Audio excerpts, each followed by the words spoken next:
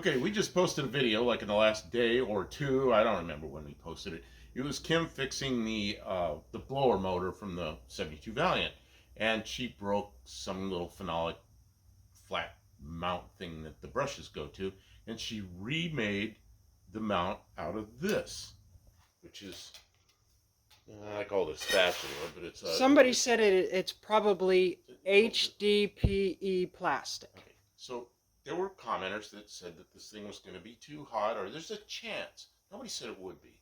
They said there was a chance it would get hot and melt, and we'd have problems with it. So I'm going to find out what problems we have. Now I got the hiccups.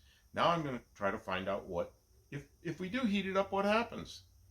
And of course, that motor probably doesn't get blistering hot. It might get a little warm in there. But there's definitely, electrical arcing off the brushes, so heat will get mated. Yeah, let's see. See how bad it is. This has two settings on it, a high and a low. So I'm going to put it on the low first. See what happens.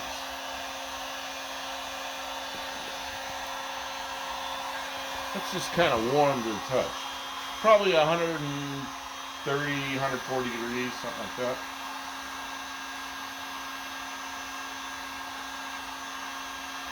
And squeeze it.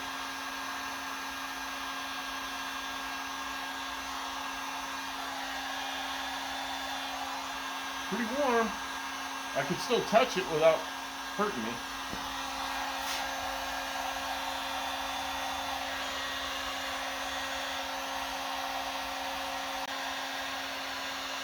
It is soft. Okay, we'll go to the higher setting.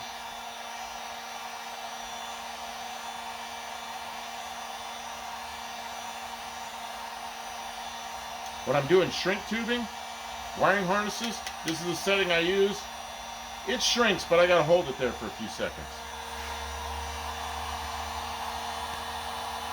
Oh, it gets really soft.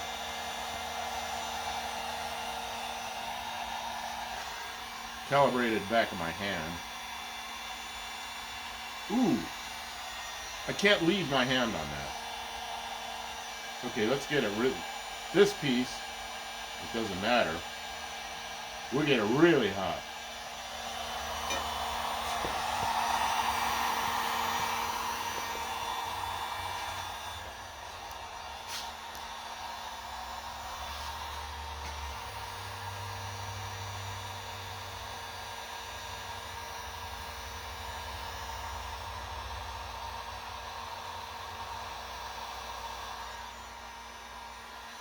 That feels like it did before I heated it. It's warm to the touch. If I had to guess, I'd say 120 degrees. Now we'll really heat it up. That didn't seem to do much. It did get a little softer, but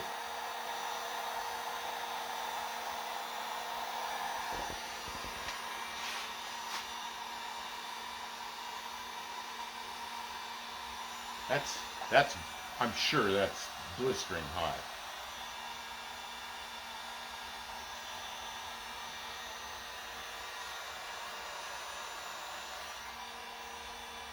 Ooh, too hot to touch. It's noticeably softer. I'm gonna let it cool off. Doesn't really melt, but it does get softer. Don't know. Kim, what do you think? If that thing starts to get soft. Of course, if that motor gets that hot inside, we got bigger problems. I don't think that motor will ever get that hot. So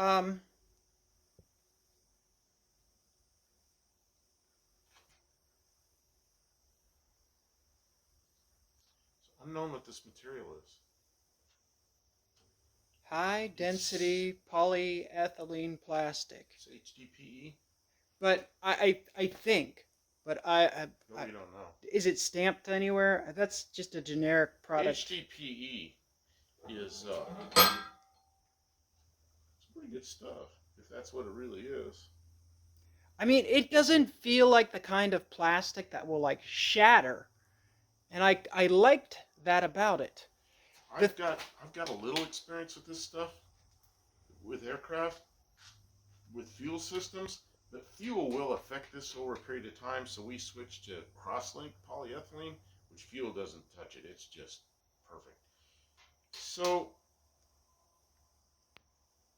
I think you can put this in a rotational mold. If this is HDPE, in a rotational mold, you put all these beads inside the mold, and then you heat the mold up, and you turn the mold around every which direction, and the stuff sticks to the inside of the mold, and then you let it cool while it's still turning all around. The centrifugal force holds it on the mold, and you unbolt the mold, and you got something that looks like a fuel tank.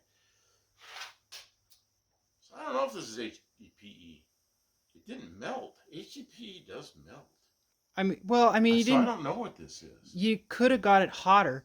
Do you have the little torch? I got it. Put the little torch. I couldn't touch that. I couldn't leave my hand on it. Put a torch. Yeah. You know the little mini turbo torch thing. Oh, that one. That torch. If we have it. It's right here. I'm not sure. Does this still have gas in it? It was still going last time I played with it. Yeah. It just makes a cool noise. That's the thing I like about it the most. Yeah. Check it out. Fire.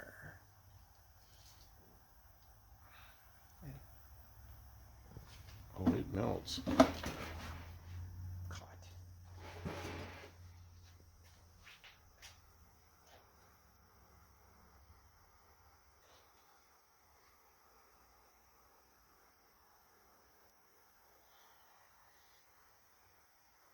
I do not know what that is. It melts. It melts about the time that it catches on fire. So I don't know what temperature they did that rotational molding in. I don't know. So I don't know what that is. Somebody thinks it's HDPE. Yeah, and that would kind of make sense. Okay, so HDPE is kind of expensive, so I don't know. These things are cheap, but it might be what it is. So I also wanted to point out that on this vehicle, the way this motor is set up, it has this little rubber tube, and what this rubber tube is it is hooked to the high pressure side of the airbox. And it blows air into that hole that's in the side of the motor.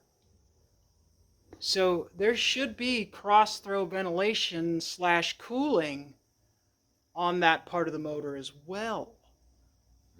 So if it catches on fire, the smoke will blow into the passenger compartment. Well, if I smell that, I'll be turning it off. Yeah. I think our biggest concern would be if it got so hot that it lost its structural integrity and the springs inside the brushes started pushing them out of where they're supposed to be held into, and then they would lose contact or make interference to something that's spinning in there. Well, if it was a customer vehicle, I wouldn't put that in a customer's vehicle. No. There's things I'll do to my own stuff that I won't do to customer vehicles. Customer vehicles, you gotta put things pretty much the way they were. Or if you substitute something, it better be we don't have material. We don't have customers. We don't run a commercial shop, and we don't fix anybody else's car. But for about 15 years of my life, I had customers with cars, and then I had customers with airplanes. So with an airplane, you can't just change stuff. But if you're using a substitute piece of material or a new piece of material, like on a fender, a piece of steel, that's okay. But inside a motor, I just replace the motor. Yeah, right. This is an experimental vehicle. But for me, I'll try something, Yeah. And I'm not worried about this thing catching on fire after doing that. I had to get that real hot.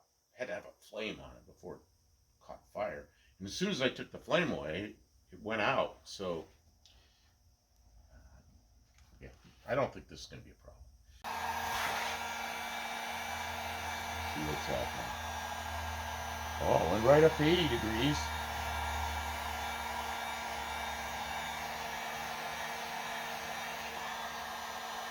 $108. How hot do you think it's going to get inside the inside that motor? There's 130 by 127. It's still pretty good. Ooh, it curls a little. 140 something.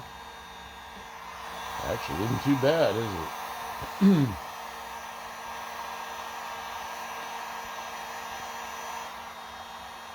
188 was what it said it was, but it cooled off quickly. 158. Well, let's say it's going to be 120 easily because you drive through the desert, it gets that hot. So, I don't know, that's probably pretty hot. 177. I don't know, I'd say that's still pretty strong. I mean, what if it was coolant temperature? That's 195, right? Or like a coolant goes in the motor? If it gets that hot, we're probably beyond whatever. 206. I don't know. That's pretty high. I can't keep my hands on it. So what do you think? I think that thing will withstand a lot of heat. I'd say if that motor was over 200 degrees inside, It's going to melt all the insulation off the wires. you're going to have problems.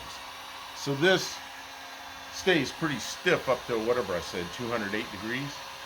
I've got it on low right now, trying to cool the element off. So it's probably better than we even guessed without the heat gun. It's better than what we guessed. Yep. I'd say it's fine.